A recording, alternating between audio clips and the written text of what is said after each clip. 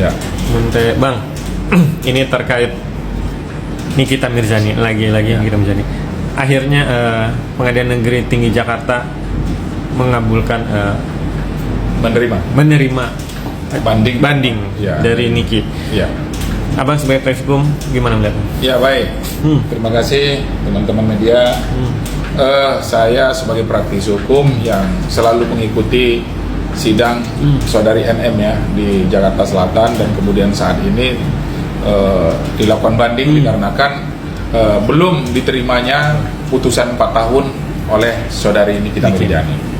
Nah, dan kemudian banding tersebut tentu dinyatakan di Pengadilan Negeri Jakarta Selatan. Kemudian setelah itu diserahkan berkas yang namanya memori banding. Namun saya mendengar juga bahwa jaksa juga melakukan banding dikarenakan tuntutannya 11 tahun diputus oleh hakim itu 4 tahun. Maka menurut standar operasional jaksa penuntut umum, menurut peraturan mereka harus melakukan banding.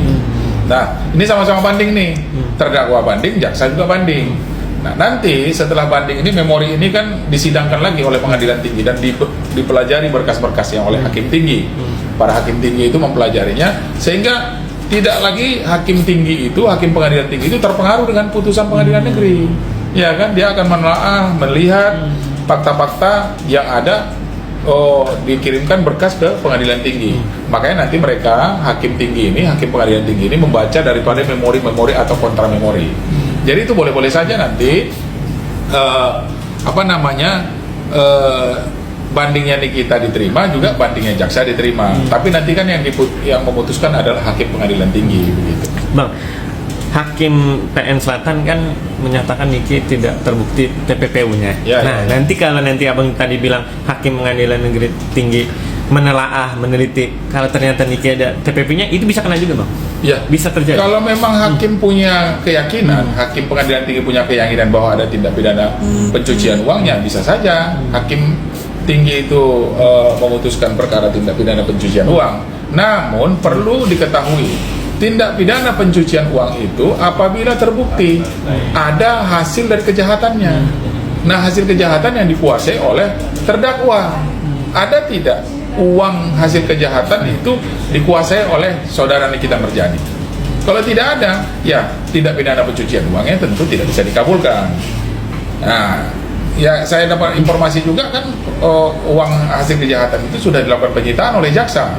Nah, apalagi yang mau dicuci uangnya, kecuali uang tersebut diambil dan kemudian seolah-olah bikin usaha apa begitu kan, bisa skincare atau buka usaha-usaha jualan-jualan yang untuk seolah-olah uang yang haram tadi, uang yang hasil kejahatan tadi menjadi uang yang baik. Itu namanya pencucian uang. Nah, kalau uang yang tersebut langsung dibayarkan ke developer KP rumah, itu gimana? Termasuk pencucian uang atau gimana menurut abang sebagai praktisi hukum?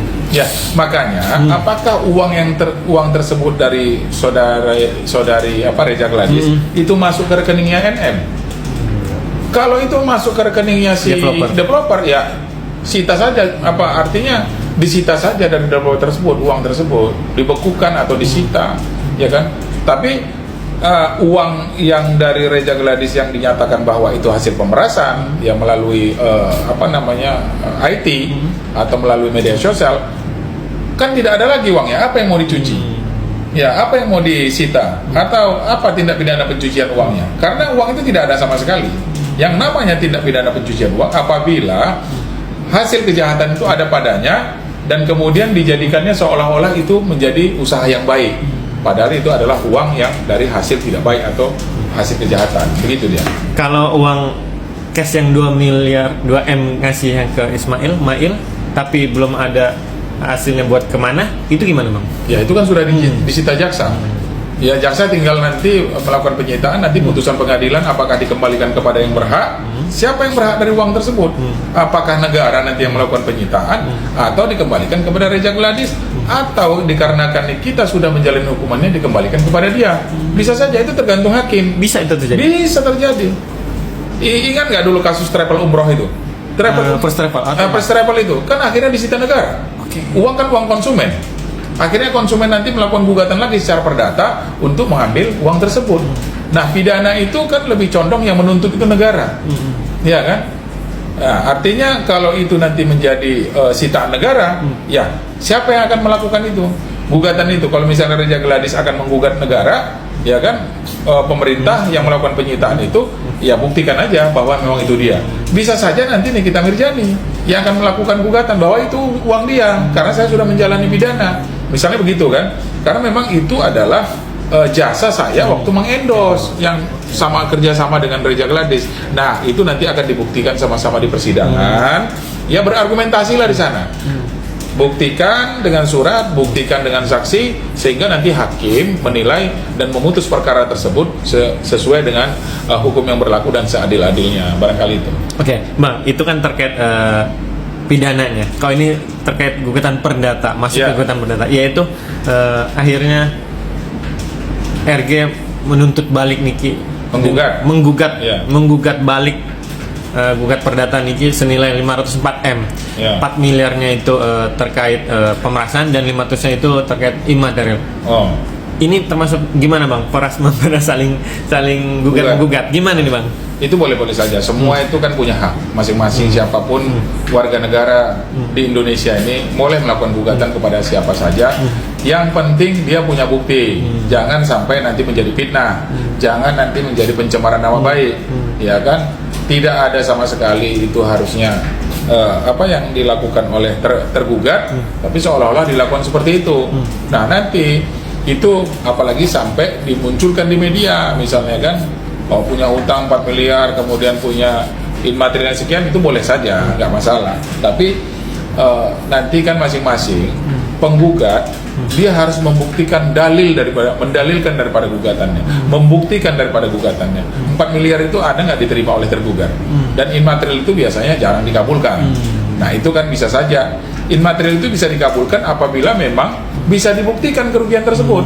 Dari 4 miliar itu misalnya harusnya dia membuka usaha mendapat keuntungan sekian sebut 1 bulan, itu bisa ada rincian-rincian dan nanti ada disaksikan lagi dengan saksi-saksi yang menguatkan bahwa dengan 4 miliar itu dapat keuntungan kalau diputarkan menjadi usaha. Jadi tidak serta-merta, gugat 10 triliun, gugat ini. Ada apa? Hakim itu kan bukan orang bodoh. Hakim itu menilai bahwa ini benar nggak gugatannya atau tidak. Begitu barangkali. Begitu, saya heran juga itu dia 300 meminta segala macam. Itu apa kerugiannya? Iya kan? Jadi memang artinya kalau kerugiannya itu bisa dibuktikan 300 miliar, 200 miliar, ya kenapa kok sampai dipidana? Kenapa kok muncul pidana? Kenapa nggak dari perdatakan dari kemarin aja? Ya kan, kalau memang betul-betul ada uang dari saudari NM atau saudari RG, ya kan, ratus-ratusan miliar, saya nggak ngerti juga itu ya kan. Tapi kalau silahkan saja melakukan gugatan nanti